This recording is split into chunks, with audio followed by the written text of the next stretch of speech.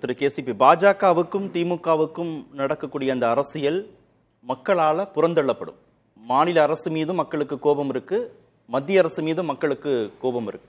இந்த ஏடிஎம்கே ஒண்ணுமே பண்ணல, இந்த ஸ்பேஸை விட்டுடுச்சு, பாஜகவை லைம்லைட்ல கொண்டு வந்துடுச்சு, அவங்க செய்ய வேண்டியதெல்லாம் திமுக செய்யுது அப்படின்ற பேச்சுக்கே இடமில்லை. அதிமுகவுக்கு மக்கள் ஆதரவு இருக்குங்கிறது நம்பிக்கையோடு அவங்க 26 தேர்தல் களத்தை சந்திக்க போறாங்க. இல்லை, அப்போ அம்மா அவர்கள் காலத்தில் 40% மேலே இருந்தது, இன்றைக்கு 20% வாக்குகளாக அது குறைஞ்சிருக்குது. அப்போ அந்த மக்கள் ஆதரவுங்கிறது தொடர்ந்து நிற்கலை. நீங்கள் ஆட்சி மாற்றங்கள் ஏற்படுகிற பொழுது ஒவ்வொரு காலகட்டத்திலையுமே பார்த்தீங்கன்னா 2 ஃபேக்டர் வேலை செஞ்சுருக்கும். ஒன்று அலையன்ஸ் ஃபேக்டர். இப்போ இது இன்றைக்கு புதுசு இல்லை, இந்த முக்கோண அரசியலுங்கிறது தமிழ்நாட்டில் புதுசு இல்லை. புரட்சித் தலைவர் எம்ஜிஆர் காலத்திலையும் காங்கிரஸ், நான் சட்டமன்ற உறுப்பினராக இருக்கிற பொழுது 63 சட்டமன்ற உறுப்பினர்கள் இருந்தாங்க. அன்றைக்கும் காங்கிரஸ் எங்க கூட்டணி வைக்குதோ அந்த அணி வெற்றி பெறும் என்கிற அந்த ஒரு இது இருந்தது. அப்படித்தான் 80 நாடாளுமன்றத்தில் அதிமுக தோற்கடிக்கப்பட்டது புரட்சித் தலைவர் எம்ஜிஆர் காலத்தில். அம்மா காலத்தில் 2ம் இருந்தது, காங்கிரஸ் திமுக அதிமுக, அதுக்கப்புறம் பாஜக அதிமுக திமுக, இந்த அரசியல் இருந்தது. ஆனால் ஜெயலலிதா அம்மா என்ன பண்ணாங்க, ஒரு கால கடைசியில் 2014க்கு பிறகு நீங்க 2 பேர் வேணாலும் சேர்ந்து நில்லுங்க, இல்ல தனித்தனியா நில்லுங்க, அதை தோற்கடிக்கிற வல்லமை அதிமுக இருக்கு என்று நிறுத்தினாங்க. அப்ப அந்த வாக்கு வங்கியை திராவிடம் என்பதுல, திராவிட சித்தாந்தங்கள்ல திமுகவை விட, கலைஞரை விட முதன்மையா நிறுத்தினாங்க. இந்துத்துவான்னு எடுத்துக்கிட்டீங்கன்னா, இப்ப நீங்க சொன்னீங்க இந்த சாஃப்ட் இந்துத்துவா அதிமுகங்கிறது, நான் தான் உங்களுக்கு ஒரு டிபேட்ல அந்த இது கொடுத்த டைட்டில் சொன்னேன் நான். அப்ப ஜெயலலிதா அம்மா காலத்துல அந்த சாஃப்ட் இந்துத்துவா என்பதை முன்னிறுத்தி பாஜகவுக்கு போற வாக்குகளும் அவர்கள் இருக்கிற வரை அதிமுகவுக்கு வந்தது. இப்ப இந்திய எதிர்ப்பு போராட்டத்தை எடுத்துக்கங்க. அந்த காலத்துல காங்கிரஸ் ஆட்சியை இழந்து திராவிட கட்சிகள் ஆட்சியை பிடித்ததற்கு காரணம் அந்த அரசாங்கத்தில் நடந்த குறைபாடுகளா, இல்ல அன்றைக்கு நடந்த இந்திய எதிர்ப்பு போராட்டமா? அப்ப சித்தாந்தம் வென்றதா, அரசாங்கத்தினுடைய குறைபாடுகள் வென்றதா? அதே போல கலைஞர் காலத்தில் அதிமுக, புரட்சி தலைவர் எம்ஜிஆர் 77 ஆட்சி அமைத்த பொழுது அதே திராவிட சித்தாந்தத்தை கையில எடுத்து திராவிடத்தை அவர் முன்னிறுத்தினார். ஆனால் அந்த திராவிடம் என்பது அன்றைய திமுக கலைஞரால் சரியாக அது வழிநடத்தப்படவில்லை. தான் உண்மையான திராவிடம் என்று நிற்கிற பொழுது காங்கிரசுடைய வாக்கு வங்கி, அன்றைக்கு காமராஜரோடு இருந்த அந்த வாக்கு வங்கி புரட்சி தலைவர் எம்ஜிஆருக்கு பின்னாலே அணிவகுத்து நின்றது. சித்தாந்தமும் வேணும், கூட்டணியும் வேணும். அப்ப அந்த இடத்துல புரட்சி தலைவர் எம்ஜிஆர் வெற்றி பெற்றார். அப்ப இன்றைக்கு திமுகவையும் நாம் எதிர்த்து வெல்ல வேண்டும், பாஜகவையும் நாம் எதிர்த்து வெல்ல வேண்டும். அவர்கள் களமாடி கொள்ளட்டும், நாங்கள் அமைதியாக சேலத்தில் உட்கார்ந்து காமெடி பண்ணிக்கிட்டு இருப்போம் என்றால் அது அரசியல் அல்ல.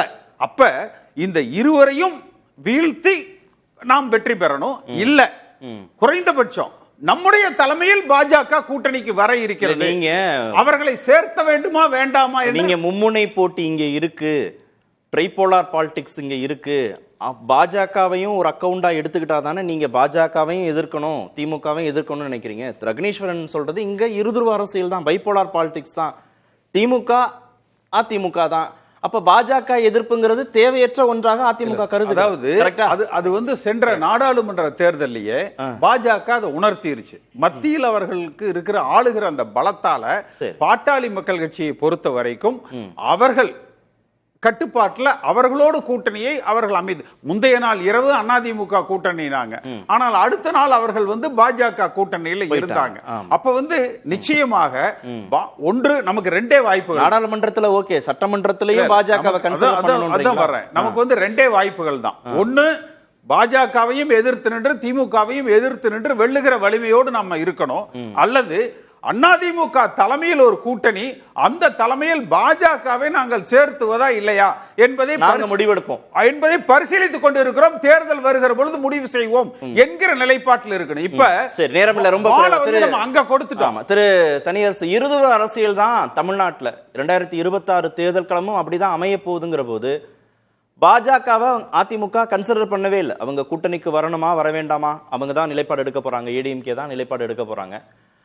திமுகவை தான் அவங்க எதிர்கொள்ள போறாங்கிற போது பாஜக எதிர்ப்பை இன்னும் கூர்மைப்படுத்தணும் அப்படின்றதுக்கான தேவையை இங்க எழவே இல்லையே. அல்ல அந்த அளவுக்கு இப்ப பாஜக இங்க விவாதத்தில் இல்ல, ஒரு பொருட்டே இல்ல. அது தகுதியற்ற நிலையில் இருக்கிறது என்று எடப்பாடி விரும்பினால், அதிமுக அந்த முடிவில் இருந்து, அந்த தகுதியோடு இருந்து எடப்பாடி இதை அணுகினால் நம்ம இதை பாராட்டுவோம். ஆனா பாஜக விவாதிப்பதற்கே தகுதியற்ற இடத்தில், பலகீனமான இடத்தில் இருக்கிறது என்று எடப்பாடி எங்கே சொன்னார்?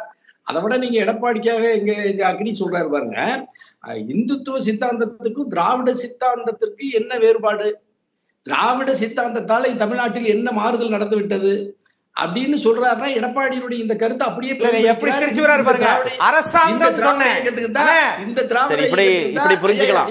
அரசாங்கம் சொன்ன சார், அவர் சொன்னது அரசாங்கம், மாநில அரசாங்கம் இந்த சித்தாந்தத்தை நீங்க விளையாடுறாங்க, மக்களுக்கு பயனில்லை. நீங்க சொன்னது திருச்சி வராரு பாருங்க. இல்ல நீங்க சொன்னது இப்படி திமுகவுடைய திராவிட சித்தாந்தத்தால், தனியரசனுடைய வேலை இல்ல திமுகவுடைய திராவிட சித்தாந்தத்தால் பயனில்லை நீங்க சொன்னதா புரிஞ்சுக்கலாமா? ரெண்டு பேரும் போலி சண்டை.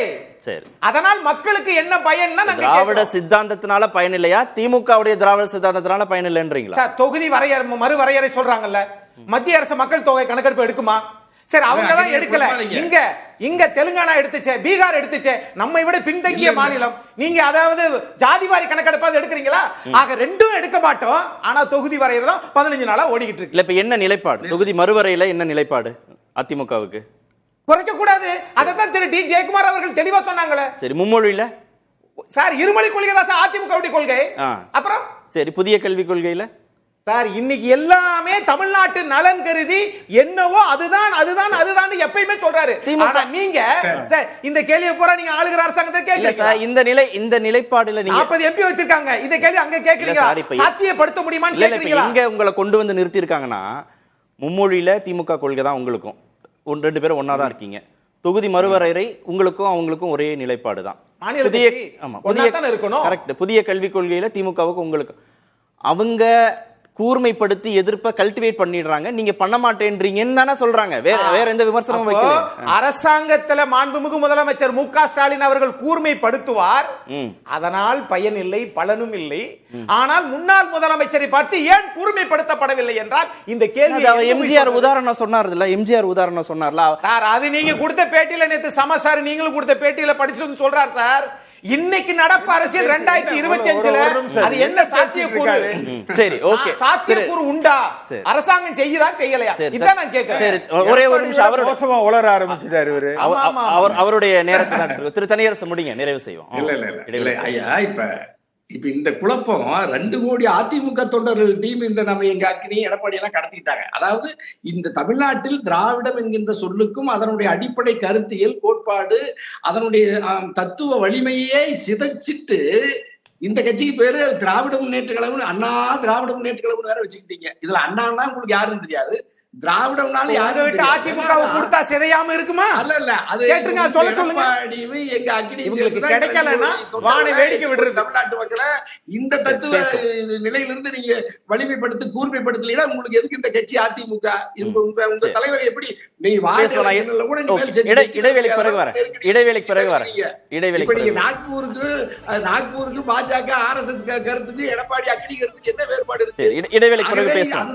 அதிமுக ஏற்படுகிற பெரும் கொடுமை.